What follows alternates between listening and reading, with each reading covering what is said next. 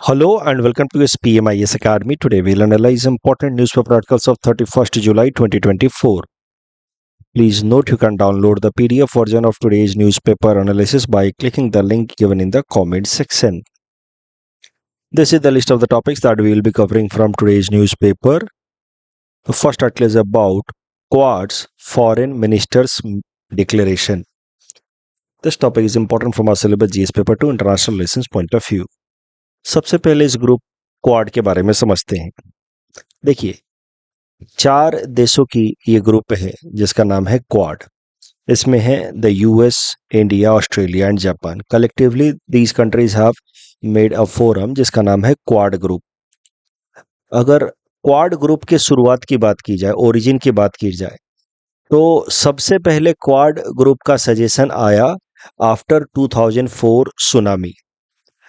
आप सबको ये बात पता होगी, नहीं तो फिर आज कम से कम जान लीजिए कि साल 2004 में इंडियन ओशन के अंदर एक मैसिव सुनामी का इम्पैक्ट देखने को मिला था, जिसमें जो इंडियन कोस्टल एरियाज हैं वहां पे बहुत सारा डैमेज हुआ था। तो उसके बाद से एक बात चल रही थी कि मैरीटाइम कोऑपरेशन को इंश्योर करने के लिए, टू प्रिवेंट सच डिजास्टर्स, देशों को, अलग अलग देशों को एक साथ आना चाहिए। तो उस टाइम में क्वाड ग्रुपिंग का पहला सजेशन आया, लेकिन उसका कोई मटेरियलाइजेशन हुआ नहीं। फिर धीरे धीरे China started to assert its aggression in this Indo Pacific region, specially against Japan. China ने एक आइलैंड रिलेटेड डिस्प्यूट है, डियाकाकू आइलैंड, उस डिस्प्यूट को बार बार रेज करना शुरू किया। तो इस रीजन में चाइना का अग्रेशन बढ़ गया। साउथ चाइना सी में उसने 9 डैश लाइन ड्रॉ कर डाले। तो जापान ने जब चाइना का अग्रेशन देखा इन इंडो पैसिफिक रीजन, तो फिर जापान ने एक ग्रुपिंग प्रपोज की इन 4 देशों की, India, Australia, US and Japan, कि हम चारों देशों को एक साथ आना चाहिए in order to counter China's aggression in the Indo Pacific region. तो पहला सजेशन था कि मैरीटाइम डिजास्टर के लिए साथ आना चाहिए।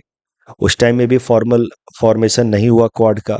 2007 में उस टाइम के जापान के प्रधानमंत्री शिंजो अबे ने सजेस्ट किया कि चाइना के अग्रेशन को काउंटर करने के लिए हम 4 देशों को साथ आना चाहिए। तब भी ये क्वाड ग्रुप फॉर्मल तरीके से बना नहीं, क्योंकि इंडिया और ऑस्ट्रेलिया दोनों ही डायरेक्टली ऐसे ग्रुप का हिस्सा नहीं बनना चाहते थे that could be seen as anti China group. और इसी कारण से the proposal was there in 2007 itself, but Quad could not materialize as a formal grouping. It continued as an informal group. इन 4 देशों के लीडर्स कभी मिलते थे as Quad, but Quad was not an official platform.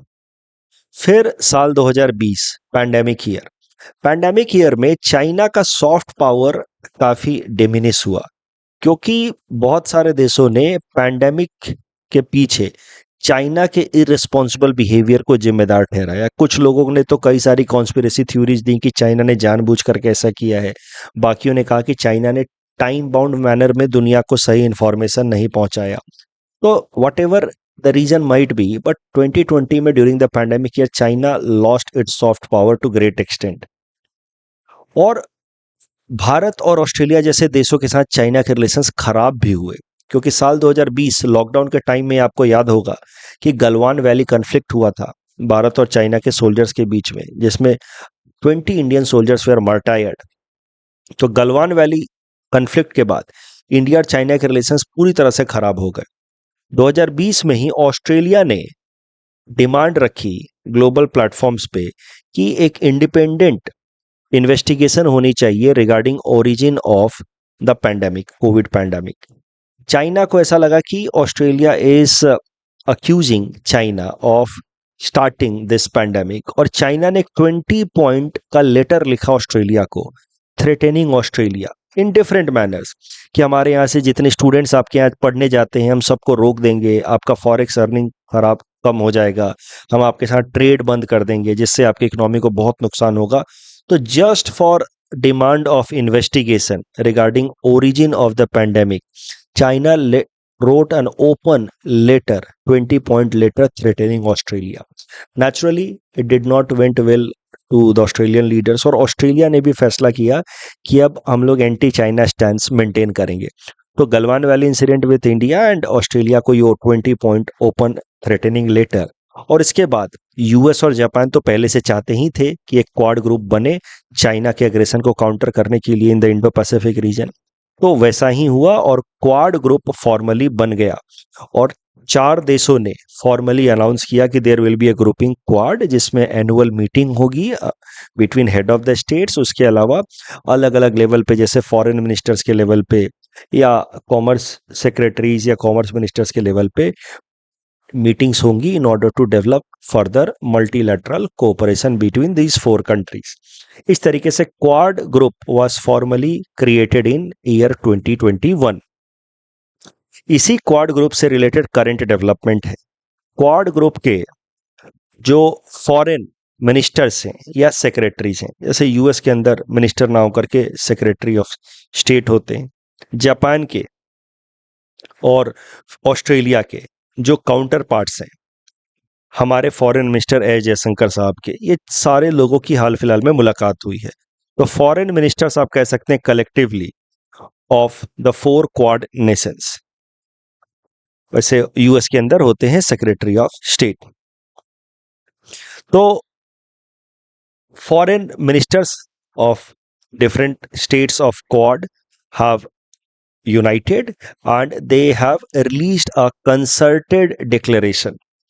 They met in Tokyo recently और उन्होंने एक declaration release किया है, declaration with respect to terrorist groups, those terrorist groups who have been identified by United Nations. तो UN listed terrorist groups के against concerted action, joint action लेने का 4 देशों ने फैसला लिया है। टेररिस्ट ग्रुप्स लाइक लश्कर ए तोयबा, जैसे Mohammed and their proxy outfit. तो ये कहीं ना कहीं ये जो डिक्लेरेशन है क्वाड प्लेटफॉर्म पे, ये लिया गया है after rise in terror activities in India. Bharat के अंदर जम्मू के अंदर कई सारे back to back terror related attacks हुए हैं हाल फिलहाल में, और इसी कारण से भारत ने बाकी के क्वाड मेंबर कंट्रीज को एक कंसर्टेड एफर्ट लेने के लिए कन्विंस किया है against this UN designated terrorist groups. साथ ही साथ ये जो फॉरेन मिनिस्टर्स की मुलाकात हुई है, इसमें जो वॉर चल रहे हैं दुनिया के अलग अलग जगहों पे, जैसे यूक्रेन में, गाजा में, म्यांमार में, उन वॉर का भी एक ह्यूमैनिटेरियन सॉल्यूशन फाइंड करने की बात की गई है। बट इंपॉर्टेंट इज कि Quad countries have decided to deal with the terror outfits in concerted manner, those terror outfits that have been designated by UN as a terror outfit. So this will help India in curbing the terror related activities in Jammu. तो मान लीजिए कि GS paper 3 में terrorism से related कभी भी प्रश्न आए कि क्या क्या एक्शंस लिए जा सकते हैं, तो वहां पे आपको मल्टी प्रोंग्ड स्ट्रेटजीज डील करने होंगे। तो वहां पे आपको लिखना होगा कि इंटरनल सिक्योरिटी को स्ट्रेंथन किया जाना चाहिए, इंटेलिजेंस को स्ट्रेंथन किया जाना चाहिए, क्रॉस बॉर्डर सर्विलेंस को मजबूत किया जाना चाहिए ताकि इन्फिल्ट्रेशन ना हो, बाहर से आतंकवादी हमारे देश में ना आए। उसके अलावा इंटरनेशनल फोरम्स का बेहतरीन उपयोग करना चाहिए, यूनाइटेड नेशंस पे या फिर जो भारत के मल्टीलैटरल ग्रुपिंग्स हैं वहाँ पे इंडिया को कंसर्टेड एफर्ट डेवलप करने की कोशिश करनी चाहिए। उस कॉन्टेक्स्ट में आप लिख सकते हैं कि क्वाड प्लेटफॉर्म पे हाल फिलहाल में India has convinced the other 3 counterparts to take a concerted effort against terrorism. West Asian countries के बारे में कल हम चर्चा कर रहे थे कि they are very important as far as cross border terrorism in India is concerned, because most of the funding to the terror groups come from these West Asian countries only. So if India is able to maintain good ties with these West Asian countries, mainly Saudi Arabia, Qatar, Bahrain, then funding to these terror outfits could be curtailed to great extent. There could be a restraint practiced over Pakistan, because इन देशों का huge influence है पाकिस्तान के ऊपर, और इस तरीके से cross border terrorism को रोका जा सकता है। तो ये सब अलग अलग डायमेंशन से टेररिज्म को डील करने के सजेशंस आप लिखोगे, उसमें यहाँ पे आप क्वाड मीटिंग के बारे में लिख सकते हो। क्वाड के ऊपर ये प्रीलिम्स प्रैक्टिस क्वेश्चन है, please attempt this question and submit the answer in the comment section.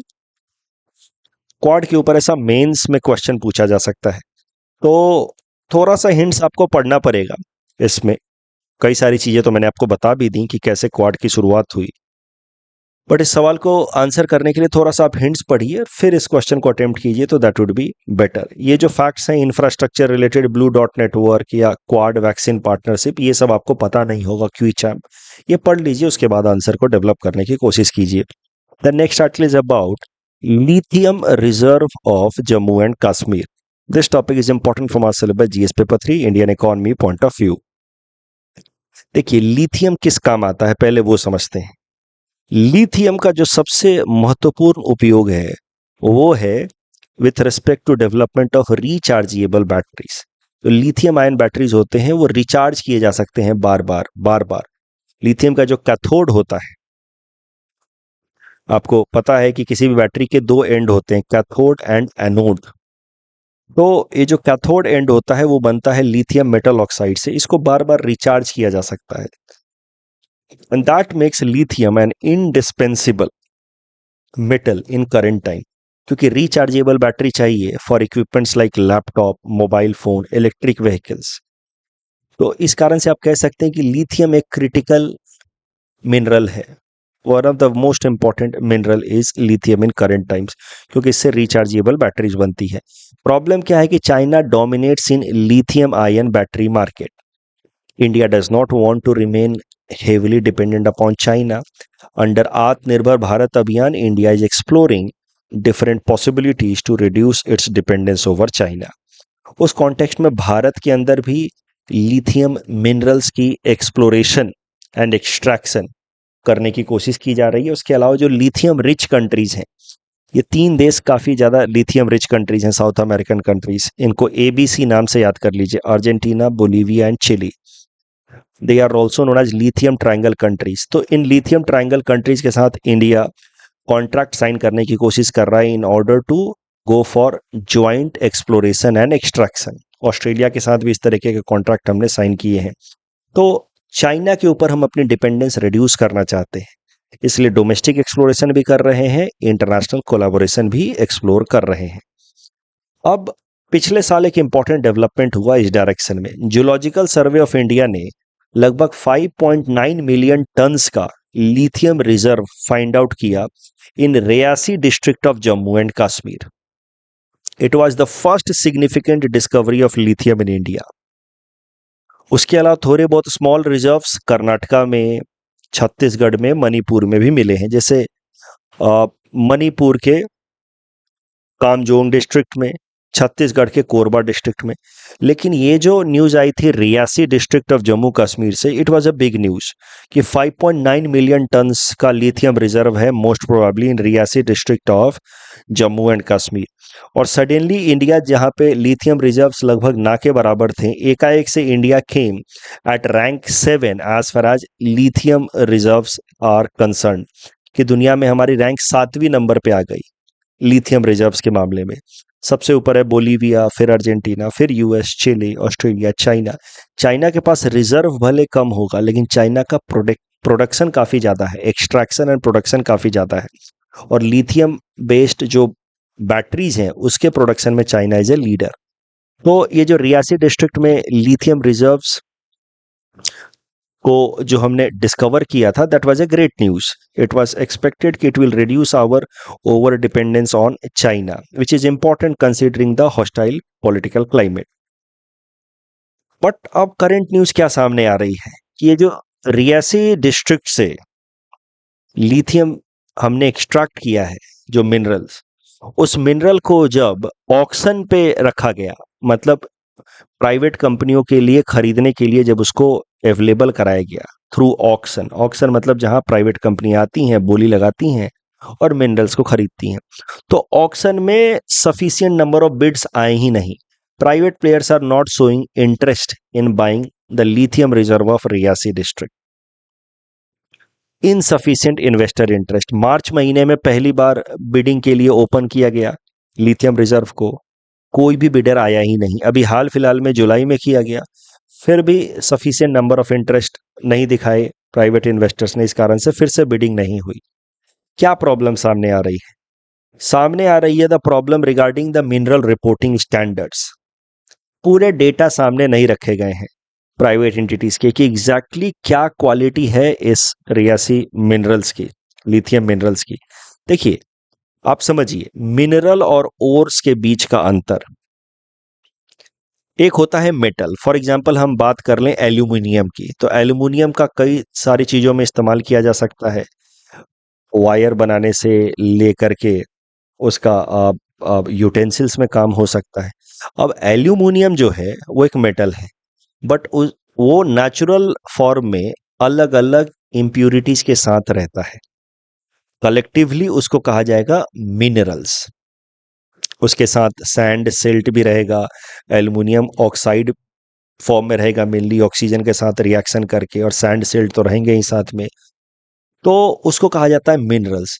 अब सारे मिनरल्स जो हैं वो कॉमर्शियल तरीके से उनके अंदर से एल्युमिनियम को एक्सट्रैक्ट नहीं किया जा सकता, क्योंकि हो सकता है कि एल्युमिनियम उसमें बहुत कम हो, इम्प्यूरिटीज बहुत ज्यादा हो, तो such minerals are not commercially viable for extraction of metals. जैसे इस केस में we are talking about aluminium. तो वैसे केस में उस मिनरल का कॉमर्शियल एक्सट्रैक्शन नहीं किया जाना चाहिए। बात सीधी है, सरल है कि मेटल हमको चाहिए ग्राउंड से माइनिंग करके, लेकिन मेटल का कंसेंट्रेशन अच्छा खासा हो तब तो वो माइनिंग का कोई सेंस बनता है। पता चला कि 10 केजी मिट्टी खोदा और मिला बस 100 ग्राम लोहा, तो मीनिंगफुल तो नहीं है ना। मिट्टी खोदने में खर्चा ज्यादा होगा और मेटल कम मिला। तो हर एक वो ओवरऑल रॉक या नेचुरली अकरिंग सब्सटेंस जिसमें थोड़ा बहुत भी मेटल है, that will be known as minerals. But वो मिनरल जिसके अंदर मेटल कंटेंट ज्यादा है, जिसके अंदर से मेटल को एक्सट्रैक्ट किया जा सकता है in commercial manner, in commercially viable manner, उस मिनरल को कहा जाता है ओर्स। तो ores are special kind of minerals from which a metal could be extracted in commercially viable manner। तो अब इस केस में सरकार को डेटा देना होगा कि रियासी डिस्ट्रिक्ट से जो भी मिनरल्स एक्सट्रैक्ट हो रहे हैं उनमें लिथियम का कंटेंट है कितना, कंसेंट्रेशन है कितना, क्या उससे कॉमर्शियल एक्सप्लोरेशन या एक्सट्रैक्शन हो सकता है ओर्स का, लिथियम का, कि नहीं। ये सब के लिए मिनरल रिपोर्टिंग करनी होगी क्लियर कट तरीके से। जो इन्वेस्टर्स हैं उनको डाउट है कि perhaps the lithium concentration is very low in this Jammu and Kashmir Reasi block, and that is why before putting reserves on auction, Ministry of Mines must put a credible data in order to attract investors. They must put data to prove the economic viability। साबित तो करना होगा कि ये Reasi district में जो भी lithium minerals मिल रहे हैं वो कॉमर्शियली एक्सट्रैक्टेबल है, यानी कि वो लिथियम मिनरल्स ना होकर के लिथियम ओर है, कॉमर्शियल एक्सट्रैक्शन संभव है उनका। लिथियम से रिलेटेड एक प्रीलिम्स फैक्ट भी देख लेते हैं। Lithium has ability to have a huge energy recharge. आप देख सकते हैं लिथियम से रिचार्जेबल बैटरी बन सकता है, तो इसका मतलब यह है कि लिथियम बहुत सारा चार्ज एक साथ स्टोर करके रख सकता है। It has utility across different sectors, बहुत सारे सेक्टर्स में इसका इस्तेमाल हो सकता है। तो मॉडर्न टाइम में lithium one of the most demanded metal बनता जा रहा है, इसीलिए इसका नाम आजकल पड़ गया है व्हाइट गोल्ड। तो ऐसा प्रश्न प्रीलिम्स में आपसे पूछा जा सकता है कि why these days lithium is known as white gold. Gold मतलब समथिंग विच इज इंपॉर्टेंट इस सेंस में, तो व्हाइट गोल्ड मतलब लिथियम जनरली व्हाइट कलर का है, but it is coming out to be very important metal for modern industries. That is why sometimes it is known as white gold because of its quality. इसकी quality क्या है कि ये rechargeable batteries बना सकता है, इस कारण से मॉडर्न इंडस्ट्रीज के लिए it is going to be an indispensable metal. इसकी इतनी डिमांड है हर जगह कि इस कारण से इसको कभी कभार कह दिया जाता है व्हाइट गोल्ड। लिथियम के बेसिस पे ये प्रीलिम्स प्रैक्टिस क्वेश्चन हमने आपको दे रखा है। Please attempt this question and submit the answer in the comment section. ये क्वेश्चन आप एलिमिनेशन मेथड से कर सकते हैं। The next article is about science behind aircraft lift। This topic is important from our syllabus GS paper 3 science and technology point of view. देखिए, science and take में ऐसे प्रश्न पूछे जाते हैं, तो कोई भी हवाई जहाज उड़ता कैसे है, ये हम समझने की कोशिश कर रहे हैं। तो हवाई जहाज के जो आप कह सकते हैं विंग्स होते हैं, वहीं पे होती है मेन डिजाइनिंग। विंग्स ऐसे बनाए जाते हैं कि ऊपर वाला जो स्ट्रक्चर है, ऊपर वाला जो विंग है वो कर्व शेप का होता है और नीचे वाला फ्लैट होता है। जैसे यहां देखिए, हवाई जहाज का जो विंग होगा उसमें नीचे वाला जो सरफेस होगा वो फ्लैट होगा, ऊपर वाला जो विंग होगा वो ऐसे कर्व होगा। तो अब जब ये प्लेन चलता है आगे की तरफ, आप देखते हैं एकाएक से प्लेन कोई टेक ऑफ नहीं करता है, हेलीकॉप्टर टेक ऑफ करता है, प्लेन टेक ऑफ नहीं करता है। तो प्लेन पहले रनवे पे चलता है, तो जब वो प्लेन रनवे पे चलेगा, ऐसे आगे की तरफ बढ़ेगा, तो हवा जो है वो क्या होगी, उस प्लेन के विंग्स के ऊपर से और नीचे से गुजरेगी। अब ऊपर से जो हवा गुजरेगी विंग से, उसकी स्पीड हो जाएगी ज्यादा, हाइयर वेलोसिटी। ऐसे डायरेक्शन ऑफ द फ्लाइट यूं है, ठीक है, इस डायरेक्शन में ये देखिए। तो जब ऐसे आगे की तरफ ये प्लेन बढ़ेगा, तो नीचे तो फ्लैट सरफेस है, ऊपर की तरफ कर्व सरफेस है।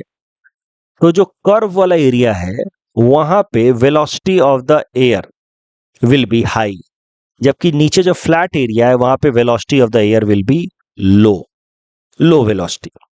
अब यहां पे अप्लाई होता है फ्लूइड मैकेनिक्स का, फिजिक्स का कॉन्सेप्ट है फ्लूइड मैकेनिक्स का, और एयर भी तो एक तरीके का फ्लूइड ही है, जिसको हम लोग कहते हैं बर्नौली प्रिंसिपल, जिसमें जब फ्लूइड का स्पीड कम रहता है तो प्रेशर ज्यादा रहता है, जब फ्लूइड का स्पीड ज्यादा होता है तो प्रेशर कम हो जाता है। तो इस विंग में ऊपर वाले साइड में जब फ्लूइड का वेलोसिटी है ज्यादा, स्पीड है ज्यादा, तो प्रेशर ऊपर में कम होगा, लो प्रेशर। और नीचे वाले साइड में जब वेलोसिटी कम है तो फिर प्रेशर हाई होगा। इसको इस प्लेन की मदद से देखिए, विंग्स ऐसे बनाए गए हैं कि ऊपर वाला साइड कर्विकल है और नीचे वाला फ्लैट है, फ्लैट। तो जब ये प्लेन आगे की तरफ चला तो नीचे से जो हवा है वो लो स्पीड से जाएगी, ऊपर की जो हवा है वो हाई स्पीड से जाएगी, बिकॉज वो कर्विकल स्ट्रक्चर के कारण हाई स्पीड से जाएगी। हाई स्पीड लो प्रेशर, नीचे लो स्पीड हाई प्रेशर। अब ये प्लेन को देखिए आप, इसके जो विंग्स हैं दोनों साइड में, उसमें नीचे साइड से लग रहा है हाई प्रेशर, क्योंकि जो हवा बह रही है उसका स्पीड है कम, इसलिए यहाँ पे प्रेशर है ज्यादा इन दोनों पॉइंट्स पे। और ऊपर से जो हवा बह रही है उसका स्पीड है ज्यादा, इसलिए प्रेशर है कम। ये होता है बर्नौली प्रिंसिपल, जो इस डायग्राम की मदद से भी दिखाया गया है। तो इस कारण से जब नीचे में हाई प्रेशर है, ऊपर में लो प्रेशर है, तो एक ओवरऑल ऊपर की तरफ थ्रस्ट या फोर्स लगेगा कि नहीं लगेगा, and that is the reason behind the lift of the aircraft which leads to the flying of the aircraft. तो एयरक्राफ्ट के उड़ने के पीछे यही एरोडायनेमिक्स जिम्मेदार है, which works on the Bernoulli's principle. आपसे कहीं से भी प्रश्न पूछा जा सकता है।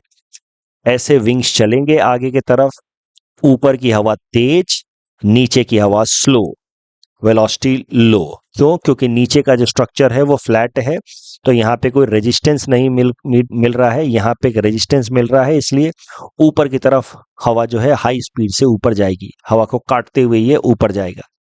तो हाई स्पीड के कारण प्रेशर लो, नीचे हाई प्रेशर, जिस कारण से ओवरऑल अप, ऊपर के डायरेक्शन में लिफ्ट लगता है, pressure due to lift due to pressure difference. आप देखते होंगे जब प्लेन को टेक ऑफ करना होता है, ध्यान देना आगे से, तो ऊपर वाला फ्लैप खुल जाता है ताकि ऊपर से हवा का स्पीड बढ़ जाए और फिर प्रेशर घट जाए। और जब प्लेन को लैंड करना होता है तो ऊपर वाला फ्लैप वो बंद कर देते हैं ताकि प्रेशर डिफरेंस खत्म हो जाए और प्लेन धीरे धीरे लैंड करना शुरू कर दे। यही प्रिंसिपल आपको फैन में भी, सीलिंग फैन में भी रोक करके देखना आपको मिलेगा। सीलिंग फैन के जो ब्लेड्स होते हैं वो नीचे की तरफ थोड़े से मुड़े हुए रहते हैं, उसका कर्व नीचे की तरफ रहता है। तो जब ये फैन चलना शुरू होगा, ऑन करोगे, तो ये नीचे की तरफ कर्व है, इस कारण से नीचे की तरफ स्पीड ज़्यादा होगी। स्पीड ज़्यादा होगी तो नीचे की तरफ प्रेशर कम रहेगा, ऊपर की तरफ प्रेशर थोड़ा ज़्यादा रहता है हवा का। तो नीचे की तरफ इस ब्लेड के ओरिएंटेशन के कारण नीचे की तरफ हवा का स्पीड भी बढ़ता है, प्लस प्रेशर भी घटता है। हाई स्पीड लो प्रेशर, ऊपर साइड में लो speed of air high pressure. तो हाई प्रेशर के कारण ऊपर से हवा नीचे की तरफ धक्का आती है, प्लस स्पीड तो आप ये फैन का ब्लेड हमें दे ही रहा है नीचे की तरफ। तो फैन का जो ब्लेड्स भी है वो भी इस बर्नौलीज प्रिंसिपल पे काम करता है। वो नीचे की तरफ थोड़ा सा झुका हुआ रहता है, और जब वो चलता है फैन, आप ऑन करते हैं, तो फिर वो हवा को नीचे की तरफ थ्रस्ट देता है। तो high speed in the lower direction, high speed low velocity, high speed low pressure, ऊपर साइड में लो स्पीड हाई प्रेशर।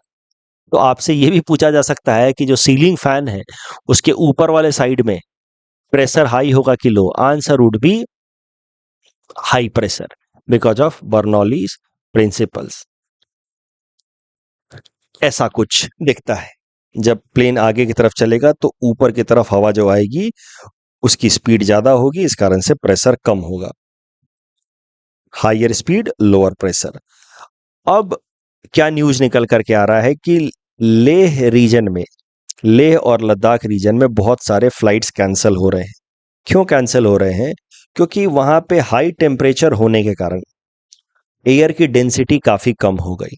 जब एयर की डेंसिटी काफी कम हो जाती है, यानी कि थिन एयर हो गया, जब हाई टेम्परेचर होगा तो क्या होगा? एयर एक्सपैंड करेगा। वैसे भी लेह और लद्दाख हाइयर ऑल्टीट्यूड पे है, तो ऊंचाई पे है, तो वहां पे वैसे ही एयर का प्रेशर कम है। प्रेशर कम है, इस कारण से डेंसिटी भी कम है। जब एयर पे धक्का लगता तब तो वो डेंस रहेगा, जब लो प्रेशर है तो लो डेंसिटी भी है। ऊपर से टेम्परेचर बढ़ गया, जब हाई टेम्परेचर होगा तो एयर एक्सपैंड करता है, जब एयर एक्सपैंड करता है तो अगेन डेंसिटी कम हो गई। तो एक तो लेह लद्दाख हाइट पे, जिस कारण से एयर की डेंसिटी कम है, प्लस वहां पे हाल फिलहाल में थोड़ी सी गर्मी भी देखी जा रही है, जिस कारण से एयर एक्सपैंड हुआ और डेंसिटी और कम हो गई। ये थिन एयर होने के कारण ये बर्नौली प्रिंसिपल ठीक से काम नहीं कर पा रहा है। ऊपर और नीचे की हवाओं में एक प्रेशर डिफरेंस अच्छा खासा क्रिएट तो होना चाहिए, बट हवा ही अगर काफी थिन होगी, मतलब उसकी डेंसिटी काफी कम होगी, then the Bernoulli principle will not work effectively. तो thin air affects the aircraft's functioning. सोचिए, हवा जितनी कम होगी उतना कम इफेक्टिव होगा ये बर्नौली प्रिंसिपल। हवा नहीं होगी तो बर्नौली प्रिंसिपल काम ही नहीं करेगा। अगर हवा हो ही नहीं तो प्लेन तो कभी उड़ ही नहीं सकता। If there was no air, plane would never fly. तो हवा अगर काफी थिन हो, कम हो, डेंसिटी कम हो, तो भी प्लेन को उड़ने में दिक्कत होगी। तो thinner the air, difficult is for the aircraft to take a lift. तो that is why these days a lot of flights are being cancelled in Leh and Ladakh region. Data अगर देखा जाए तो 1% less lift is witnessed with 3 degree Celsius increase in temperature. ये मोरलेस एक relation देखने को मिलता है टेम्परेचर में और लिफ्ट के बीच में, एयर फ्लाइट लिफ्ट के। इंडियाज एलएनजी इंपोर्ट सोर्सेज, जो लिक्विफाइड नेचुरल गैसेज होते हैं, उनको हम कहाँ कहाँ से इंपोर्ट करते हैं? This is the next article. This is again important from our syllabus, GS paper 3, Indian economy point of view. LNG, liquefied natural gas. देखिए, नेचुरल गैस मेनली क्या होता है? Methane, CH4। उसको लिक्विड स्टेट में convert किया जाता है by cooling it to the temperature of -161 degree Celsius. Liquid state में कन्वर्ट करने से क्या फायदा होता है कि उसका वॉल्यूम काफी कम हो जाता है। गैस को आप लिक्विड में कन्वर्ट करेंगे तो its volume reduces by about 1/6600 times, 1/600 times तक उसकी वॉल्यूम कम हो जाती है। तो उसके बाद उसको कंटेनर में भर करके शिपमेंट करना पॉसिबल होता है इंटरनेशनल ट्रेड के लिए। तो जब भी नेचुरल गैस में ट्रेड किया जाता है इंटरनेशनल ट्रेड, तो वो पाइपलाइन के थ्रू कम होता है, वो शिपमेंट्स के थ्रू ज्यादा होता है। और शिपमेंट्स में नेचुरल गैस का अगर आपको ट्रेड करना है तो पहले आपको उसको लिक्विफाई करना होगा। लिक्विफाई करने के लिए इतना कम टेम्परेचर करना होगा, बट उससे फायदा क्या होता है कि वॉल्यूम काफी कम हो जाता है, जिस कारण से उसको टैंक में भर करके एक देश से दूसरे देश में भेजा जा सकता है। ये जो नेचुरल गैस होता है, ये इंपॉर्टेंट क्यों है? नेचुरल गैस इंपॉर्टेंट इसलिए है because they are generally a cleaner source of energy. अगर अब बात की जाए नेचुरल गैस की, तो it emits about 40% of less carbon dioxide than coal and about 30% of less carbon dioxide as compared to crude oil या petrol या diesel.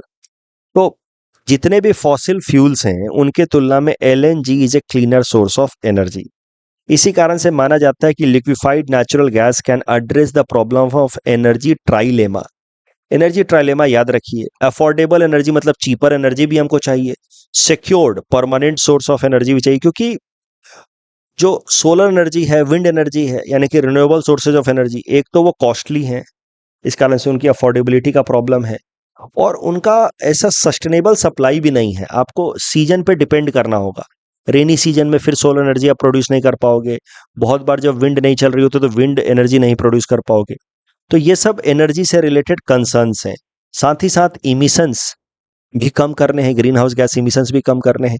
ये तीनों गोल को एक साथ मीट कर पाना काफी कठिन हो जाता है, इसी को कहा गया है एनर्जी ट्राइलेमा। तो एनर्जी ट्राइलेमा, अब रिन्यूएबल एनर्जीज इमिशंस कम करते हैं बट ये दोनों गोल्स को नहीं पूरा कर पाते। अगर बात की जाए पेट्रोल या डीजल की, तो वो पहले और दूसरे गोल को पूरा करते हैं लेकिन तीसरे को नहीं पूरा कर पाते। LNG तीनों ही गोल में काफी हद तक एक बैलेंस बना सकता है, इसीलिए LNG is considered to be an important source which could address energy trilemma. LNG की अगर बात की जाए तो भारत का जो लिक्विफाइड नेचुरल गैस का रिक्वायरमेंट है उसका लगभग 50% तक हम लोग इंपोर्ट करके मीट करते हैं।